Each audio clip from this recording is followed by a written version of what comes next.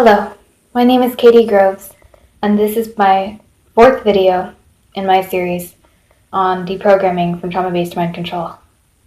If you have not done so already, I ask that you watch the first two videos in this series, which provide vital information and disclaimers about who I am and who I am not, and how to keep yourself safe while you watch these videos. I have linked them in the description below. Sometimes I have to take a deep breath. It's hard making these videos, talking about these things, but it is so healing. So this video is about how connecting with my higher self has enabled me to deprogram. I grew up in MK Ultra, and until I was able to connect with my higher self at the age of 17, I was not able to truly free myself from the programming. I made multiple attempts all throughout this time, and first made conscious contact with my higher self at the age of 6, when I had a powerful transformative experience, lying in bed and feeling connected and one with something greater than myself. Something which told me that it was not yet time for me to heal, and not yet time for me to break free, that I was too small. And so that memory got stored and tucked away for a long time until I could really understand it in my healing. But I always kept that memory to some degree as well as the one I mentioned in my previous video, when my higher self first split off when I was an infant. When I was 17, I had this spiritual experience where I encountered my higher self, and I felt this self as a breath. It's the best way to describe it. Like, for the first time in my life, I could finally breathe. And it's funny I say this because at the time I was extremely high on methamphetamine, but I was actually able to breathe. So that tells you how powerful this experience was. No, it was not a form of meth psychosis. There was no psychosis involved. It was a spiritual experience in which I detached from myself. And I realized that I, who I really am at the core, am not the little me who was addicted and who was programmed in MK Ultra.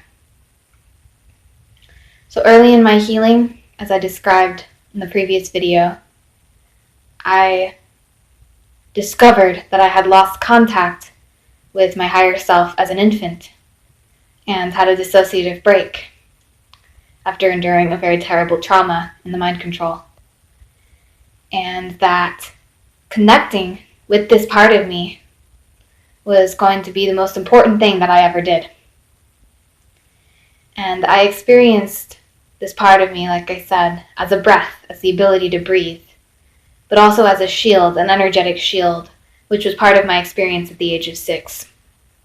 I actually saw in my mind's eye, in the same kind of imagery that I described in my previous video that I had as an infant, I saw these angel wings all around me, all around my bed, and I experienced this energetic spiritual protection that was incredibly powerful and incredibly reassuring. And so that returned to me at 17, and I felt this sense. There was this orb around me that held me and protected me. And that is probably the most important thing about my deprogramming experience that sets this last attempt at 17 apart from the previous attempts which had failed. Because this time I had a shield, something in between me and the people in the cult who were abusing me. Something that kept out the dark energy of the abuse, of the ritualism, of the Satanism, and kept me in contact with something greater. My higher self contains the awareness of who we are at the core as a multiple system, and contains all the memories of all the parts in the system.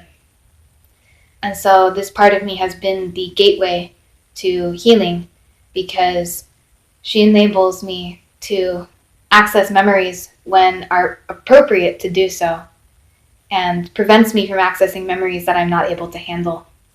I have pushed the boundaries of this, and I have pushed her away, and as a result I have suffered. But I have learned to listen to her and listen to this part of me, this intuitive awareness that says, now is the time to process this memory, now is the time to take a break, now is the time to talk to this part, now is the time to set a boundary, and so on and so forth. There's this awareness in me, this current that flows through me that governs the safety of this process, that governs the decision making, that allows me to intuitively know how and when to heal.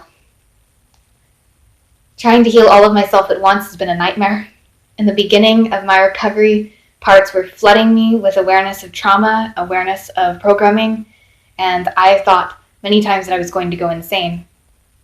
But I've learned to regulate and learned to choose when to heal and when not to heal, and that has come almost entirely from listening to this voice, this higher self, who knows, just knows when it's time and when it's not time to do any given thing.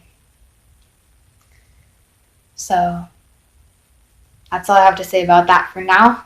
And I'll talk a lot more about working with inner protective parts, inner loving parent parts. I use those terms to describe this part and these parts of me that I have inside that are more adult than most other parts and that allow me to heal in a safe, constructive way.